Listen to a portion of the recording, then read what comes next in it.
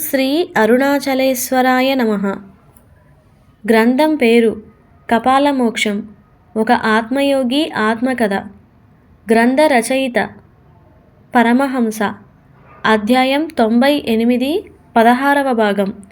గురువు, గురుత్వాకర్షణ శక్తి, ఆత్మకథ. జిజ్ఞాసి. ఆధ్యాత్మిక విషయాల యందు ఆసక్తి ఎక్కువ. మానవ జన్మ అనేది పునఃజన్మ లేకుండా చేసుకోవటానికి ఉన్నదని వివిధ పుస్తక గ్రంథాలు చదివి తెలుసుకున్నాడు. అందుకు గురూపదేశ మంత్రము పొందాలని, ఇది పొంది ఆ మంత్రసాధన చేస్తే వచ్చే మంత్రసిద్ధి వలన తనలో కుండలినీ శక్తి జాగృతి అయ్యి 13 యోగ చక్రాలలో ఈ శక్తి ప్రవేశించి వాటిని జాగృతి చేస్తూ శుద్ధి చేస్తూ ఆధీనమవుతాయని, తద్వారా అష్టసిద్ధులు పంచభూతాలు ఆధీనం అవుతాయని, వీటి మాయలో పడకుండా, దేనికి స్పందించకుండా, దేనికి ఆశపడకుండా, దేనికి భయపడకుండా, దేనికి ఆలోచించకుండా, దేనికి సంకల్పించకుండా బ్రహ్మ తదాకార స్థితిలో ఉంటే మూలాధార చక్రం నుండి ఒక దివ్య దీపకాంతి వంటి ఆత్మజ్యోతి బయలుదేరి యోగ చక్రాలను దాటుకుంటూ బ్రహ్మరంధ్రం వద్దకి చేరుకొని ఈ ఆత్మజ్యోతి కాస్త ఈ రంధ్రము నుండి బయటకి వస్తూ విశ్వశూన్యమైన నిరాకార పరబ్రహ్మయందు ఐక్యం చేసుకోవటమే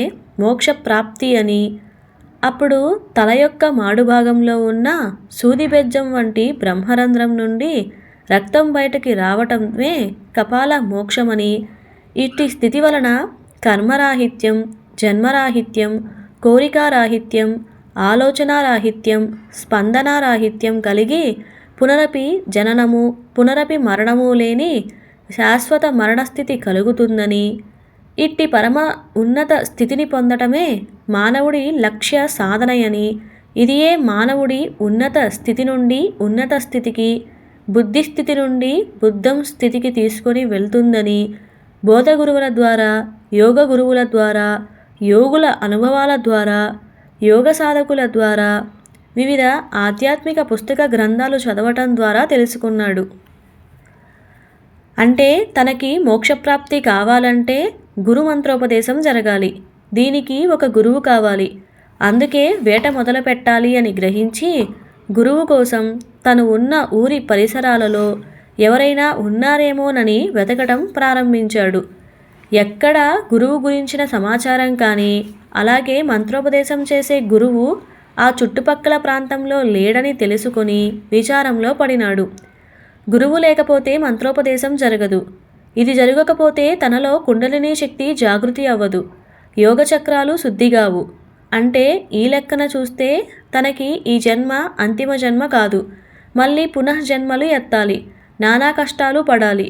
ఉండేది కూటి కోసం, పోయేది కాటి కోసం అన్నట్లుగా ఈ జీవజన్మలు ఉంటాయి గదా.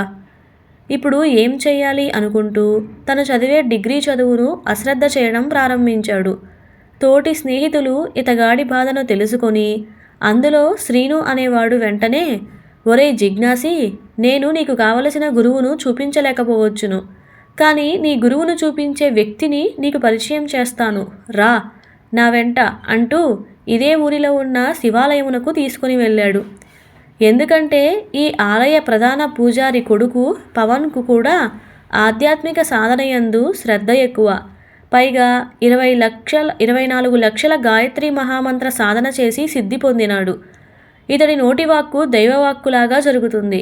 చెప్పింది చెప్పినట్లు పొల్లు పోకుండా శ్రీను జీవితంలో అక్షర సత్యంగా జరగటంతో జిజ్ఞాసి సమస్యకి ఖచ్చితంగా పరిష్కారం చూపుతాడని గట్టి నమ్మకంతో, ఆత్మవిశ్వాసంతో పవన్ను పరిచయం చేయడానికి జిజ్ఞాసిని తీసుకువచ్చినాడు. పవన్ కాస్త వీరిద్దరినీ చూసి, సీనుని చూసి క్షేమ సమాచారాలు తెలుసుకొని కొత్తగా వచ్చిన జిజ్ఞాసి ముఖం వైపు ప్రసన్నంగా చూస్తూ, శ్రీను, ఇతనెవరు, నాతో ఏమైనా పనుందా అని అడిగాడు. వెంటనే శ్రీను, స్వామి, ఇతని పేరు జిజ్ఞాసి, చదువులో నీకు జూనియర్, మన కాలేజీలోనే చదువుతున్నాడు. ఇతనికి కూడా మీకులాగానే ఆధ్యాత్మిక పిచ్చి ఎక్కువే. ఏవో మంత్రం పుస్తకాలలో ఉన్న మంత్రాలు, అదే రామమంత్రం, రామాయణం, మహాభారతం, భగవద్గీత, గురుగీత, అష్టావక్ర గీత, యోగ వాసిష్టం చదివేసి ఇప్పుడు గురువు కోసం షిరిడీ సాయిబాబా చరిత్ర అలాగే గురు చరిత్ర పారాయణం చేస్తున్నాడు అని చెప్పగానే పవన్ వెంటనే జిజ్ఞాసు వైపు తిరిగి, అవునా, మీరు సాయిబాబా చరిత్ర చదివినారా అనగానే జిజ్ఞాసి కాస్త ఇబ్బంది పడుతూ అదోలా సిగ్గుపడుతూ అవునండి అన్నాడు. పవన్ వెంటనే అవును, కానీ మీరు మంత్రాలు ఎందుకు చదివినారు అని అనగానే జిజ్ఞాసి వెంటనే అది కాదు, అవి చదివితే చదువులో మంచి మార్కులు వస్తాయని సరస్వతి మంత్రం, దేవీ సూక్తం, విష్ణు లలితా సహస్రనామాలు చదవటం ప్రారంభించాను. ఆ తర్వాత నాకు చదువులో స్కూల్ ర్యాంకులు రావటం జరిగేది. ఈ మంత్రాలు చదువుకొని వెళ్తే పరీక్షలు బాగా రాసేవాడిని, లేకపోతే ఏవో తప్పుడు సమాధానాలతో పరీక్షలు రాసేవాడిని అనగానే పవన్ వెంటనే అయితే మీరు చదువు కోసం మార్కుల కోసం మంత్ర సాధన చేసినారని చెప్పిన విషయంలోనే మీ నిజాయితీ కనపడుతోంది. మాటలలో, చూపులలో, చేష్టలలో తెలియని అమాయకత్వం గోచరిస్తుంది.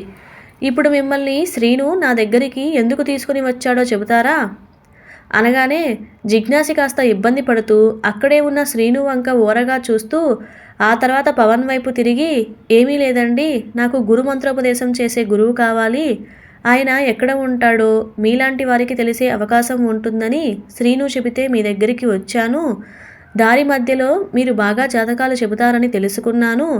నాకు జాతకంతో పని లేదు, నా గురువు ఎవరో ఎక్కడ ఉన్నారో చెబితే అది చాలు. మీలాంటి వారికి చెప్పే అంతటి వాడిని కాదు. గురువు లేకుండా యోగ సాధన చెయ్యలేం కదా, సాధన చెయ్యకపోతే మోక్షం పొందలేం కదా. మోక్షప్రాప్తి కోసం నాకు గురువు కావాలి. ఈయన కోసం నేను మన ఊరి చుట్టుపక్కల ఉన్న గుడులు తిరిగాను. శ్రీశైలం, భద్రాచలం, అన్నవరం, మోపిదేవి, ఘంటసాల, మహాకంచి, అలంపురం, పానకాల స్వామి గుడి, ఇలా అన్నింటికి వెళ్ళినా కూడా నాకు ఒక సన్యాసి కూడా కనిపించలేదు.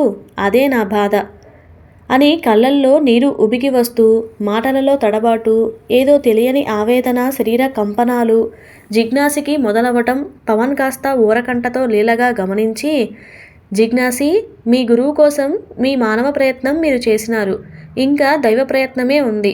అందుకు మీరు చేస్తున్న గురుచరిత్ర పారాయణం 9 సార్లు పూర్తి చేసి నా దగ్గరకు రండి. గురువులలోకెల్లా మహాగురువైన శ్రీ దత్తాత్రేయ స్వామియే మీ గురువుకి సంబంధించిన వివరాలు మీకు చెబుతాడు. కంగారు పడకండి, బాధపడకండి, ఆవేదన పెంచుకోకండి, భక్తి విశ్వాసాలు పెంచుకోండి, కాలమే దీనికి సమాధానం చెబుతుంది అని చెప్పగానే పవన్ చెప్పిన ఓదార్పు మాటలకి జిజ్ఞాసిలో ఏదో తెలియని మనోధైర్యం కలిగి సంతోషంగా వీరిద్దరూ ఆ రోజు అక్కడి నుంచి ఇంటికి వెళ్ళినారు. కాలచక్రం తిరుగుతోంది. గురుచరిత్ర పారాయణం 9 సార్లు పూర్తి చేయడానికి 41 రోజులకి ఒక పారాయణం చొప్పున 9 పారాయణాలకి 1 సంవత్సర కాలం పట్టింది. ఈ పారాయణ సమయంలో పవన్ అలాగే జిజ్ఞాసి మధ్య మంచి స్నేహ సంబంధ బాంధవ్యాలు ఏర్పడినాయి. కాకపోతే ఎప్పుడూ కూడా వీరిద్దరి మధ్య వ్యక్తిగత విషయాలకి, ఆర్థిక విషయాల గురించి సంభాషణలు జరిగేవి కావు. కేవలం వీళ్ళు ఇద్దరూ ఎప్పుడు కలిసినా తెలుసుకున్న కొత్త ఆధ్యాత్మిక విషయాలు, దైవిక వస్తువుల గురించి, యోగుల మహిమల గురించి, ఊళ్ళలో జరిగే దైవిక సంఘటనల గురించి, ఇలా మున్నగు ఆధ్యాత్మిక విషయాలే మాట్లాడుకునేవారు. ఇతర ఊళ్ళలో జరిగే జాతరలకి వీరిద్దరూ కలిసి వెళ్ళేవారు. ఆ తర్వాత ఎవరి చదువులు వారికి ఉండేవి. ఇలా జిజ్ఞాసి కాస్త గురుచరిత్ర పారాయణం పూర్తి చేసి 1 రోజులుగా వస్తున్న కొద్దీ తన గురువు కోసం ఆవేదన పడటం పవన్ గమనించి ఏమీ చేయలేని స్థితికి తను కూడా జిజ్ఞాసికి ఎలాగైనా గురువును చూపించాలని విశ్వగురువైన దత్తాత్రేయ స్వామి అలాగే పరమగురువైన మేధా దక్షిణామూర్తి దైవరూపాలను మౌనంగా అడగడం తప్ప ఏమీ చేయలేకపోయినాడు. ఒకనాడు జిజ్ఞాసి తెల్లవారుజామున పట్టే గాఢ నిద్రలో ఉండగా ఒక అశరీరవాణి గొంతు వినపడి, రా, నీకోసం ఎదురు చూస్తున్నాను, నా దగ్గరికి రా అంటూ ముమ్మార్లు పిలిచినట్లుగా అనిపించగానే ఉలిక్కిపడి నిద్రలేచి చూసినాడు. ఎవరూ లేరు, ఎవరూ కనిపించలేదు. కానీ చెవులలో వినిపించిన మాటలు మారుమ్రోగుతున్నాయి. మరుసటి రోజు ఉదయం పవన్ని కలిసి రాత్రి తనకి జరిగిన సంఘటన గురించి చెప్పగానే పవన్ ముఖంలో ఆనందం తాండవిస్తూ, జిజ్ఞాసి, నీకు గురువు దొరికినట్టే. ఎందుకంటే అశరీరవాణి ఎవరో కాదు, సాక్షాత్తు దత్తాత్రేయ స్వామి వారిదే. ఆయనే నీ గురువుని ఏర్పాటు చేసినాడు. నీ గురువు నీ కోసం ఎదురు చూసేటట్లుగా చేసినాడు. ఇంకా ఆలస్యం ఎందుకు? నీ గురువును వెతుక్కునే ప్రయత్నం మొదలుపెట్టు. భారతదేశ తీర్థయాత్ర చేసిరా. నీ గురువు ఎక్కడో ఒక చోట నీకు తారసపడతారు అని చెప్పగానే జిజ్ఞాసి వెంటనే, పవన్, బాగానే ఉంది. ఆయనే నా గురువు అని ఎలా గుర్తుపట్టాలి? ఈ తీర్థయాత్రలో నాకు ఎంతోమంది యాత్రికులు, సన్యాసులు, సాధువులు, బోధగురువులు, దీక్షా గురువులు, యోగ గురువులు, పీఠాధిపతులు, మఠాధిపతులు, స్వామీజీలు ఇలా ఎందరో ఎదురుపడే అవకాశం ఉన్నది కదా. వీళ్ళలో నా గురువుని ఎలా గుర్తించాలి?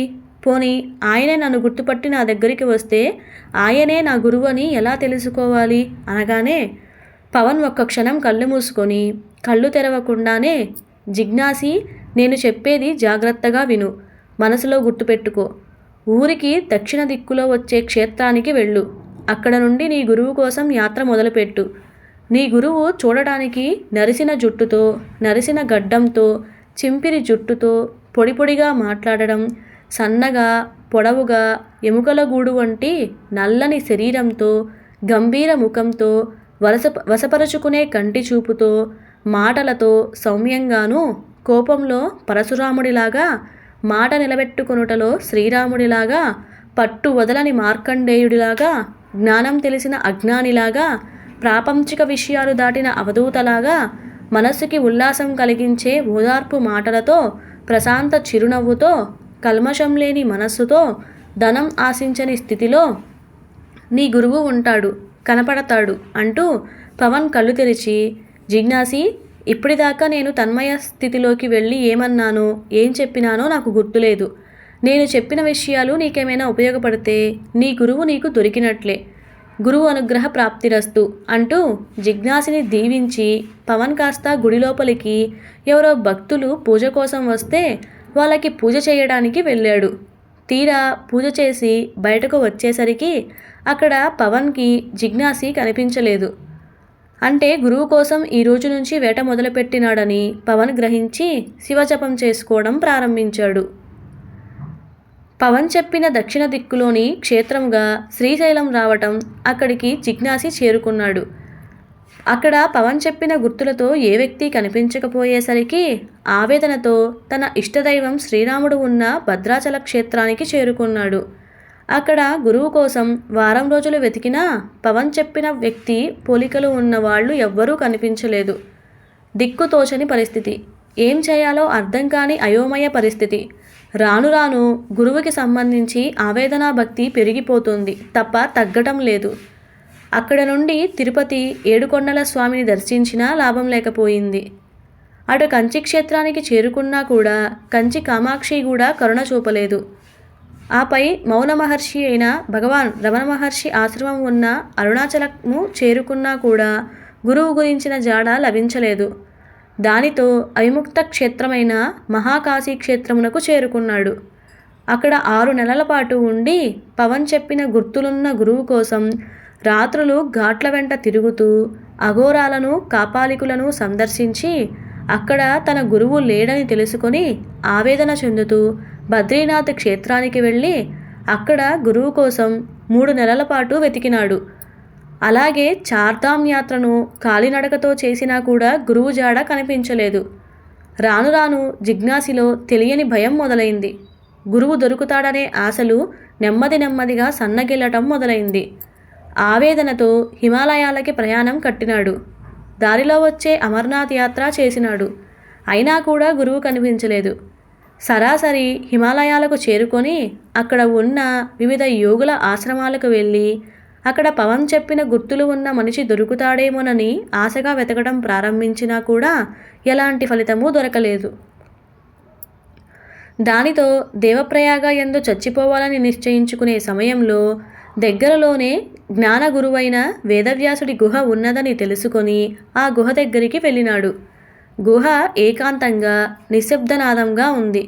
దానితో ఇంతటి ప్రశాంత స్థితిని చూడగానే జిజ్ఞాసిలో ఆవేదన భక్తి కాస్త కన్నీళ్ల రూపంలో బయటకు వచ్చింది.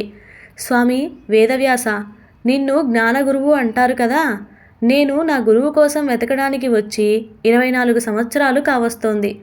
ఇంతవరకు గురువు జాడ తెలియరాలేదు. ఆయన ఉన్నాడో లేడో కూడా తెలియడం లేదు. గురువు గురుత్వాకర్షణ వంటివాడని అంటారు కదా. ఈ శక్తితో గురువు నన్ను ఆకర్షించుకోవచ్చు కదా. ఎందుకు చేయటం లేదు? నా గురుభక్తిలో ఏమైనా లోపం ఉందా? శిష్యుడు ఉంటే గురువు ఉండాలి కదా. ఒకవేళ నేను శిష్యుడిగా ఉంటే ఉండే అర్హత యోగ్యత నాకు లేవా? నాకు గురువు దొరికే యోగమే లేదా? మీరైనా ఏదో ఒకటి చెప్పండి, లేదా ఏదో ఒకటి చెయ్యండి. లేదు అంటే ఇప్పుడే ఇక్కడే నేను ప్రాణత్యాగానికైనా వెనుకాడను.